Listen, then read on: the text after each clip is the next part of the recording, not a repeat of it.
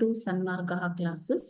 ಮೊದಲನೇ ಪ್ರಶ್ನೆ ನ್ಯಾಯಾಂಗ ಎನ್ನುವಂತಹ ಚಾಪ್ಟರ್ ನಿಂದ ಸಂವಿಧಾನದ 32ನೇ ವಿಧಿ ಪ್ರಕಾರ ಹೊರಡಿಸಬಹುದಾದ ರಿಟ್ ಅರ್ಜಿಗಳ ಸಂಖ್ಯೆ ಎಷ್ಟು ಅಂತ ಕೇಳಿದ್ದಾರೆ.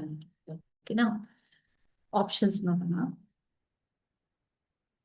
Option A 6, option B 4, option C 5, option D 7. ಇದು ಮೂಲಭೂತ ಹಕ್ಕುಗಳ ರಕ್ಷಣೆಯಲ್ಲಿ ಬರುವಂತದ್ದು. ಸರ್ವೋಚ್ಚ ನ್ಯಾಯಾಲಯ ಮೂಲಭೂತ ಹಕ್ಕುಗಳನ್ನ ರಕ್ಷಿಸುತ್ತೆ, ರಕ್ಷಣೆಯಲ್ಲಿ ಬರುವಂತದ್ದು. ಸಂವಿಧಾನದ 32ನೇ ವಿಧಿಯ ಅಡಿಯಲ್ಲಿ ವಿಶೇಷ ಆಜ್ಞೆ, ರಿಟ್ ಅಂತಂದ್ರೆ ವಿಶೇಷ ಆಜ್ಞೆ,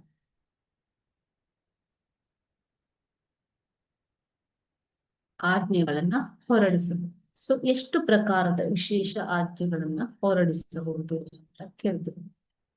ವಿಶೇಷ ಆಜ್ಞೆಗಳನ್ನು ಹೊರಡಿಸುವ ಮೂಲಕ ಸುಪ್ರೀಂ ಕೋರ್ಟ್ ಅಂದ್ರೆ ಸರ್ವೋಚ್ಚ ನ್ಯಾಯಾಲಯವು ಮೂಲಭೂತ ಹಕ್ಕುಗಳನ್ನ ರಕ್ಷಿಸುತ್ತದೆ.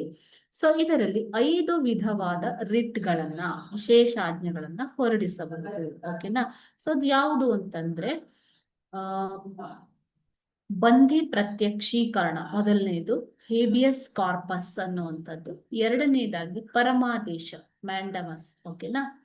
ಮೂರನೆಯದಾಗಿ ಪ್ರತಿಬಂಧಕಾಜ್ಞೆ ಅಂದ್ರೆ ಪ್ರೊಹಿಬಿಷನ್, ಉತ್ಪ್ರೇಕ್ಷಣಾ ಲೇಖ. ನಾಲ್ಕನೇದು ಉತ್ಪ್ರೇಕ್ಷಣಾ ಲೇಖ. ಓಕೆನಾ?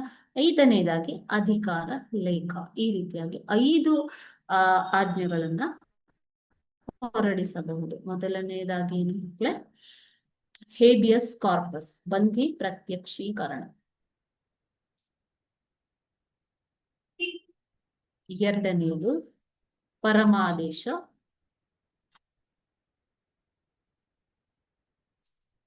ಮೂರನೆಯದು ಪ್ರತಿಬಂಧಕಾಜ್ಞೆ.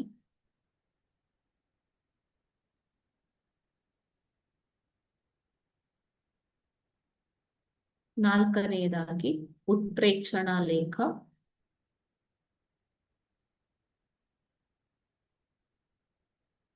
ಹಾಗೂ ಕೊನೆಯದಾಗಿ 5ನೇದಾಗಿ ಅಧಿಕಾರ ಲೇಖ ಅಂತಂದ್ರೆ ಕೋ ವ್ಯಾರಂಟ್ ಅನ್ನೋದು. ಓಕೆ, ಈ ರೀತಿಯ 5 ರಿಟ್ಗಳನ್ನ ಹೊರಡಿಸಬಹುದು. Okay, thank you.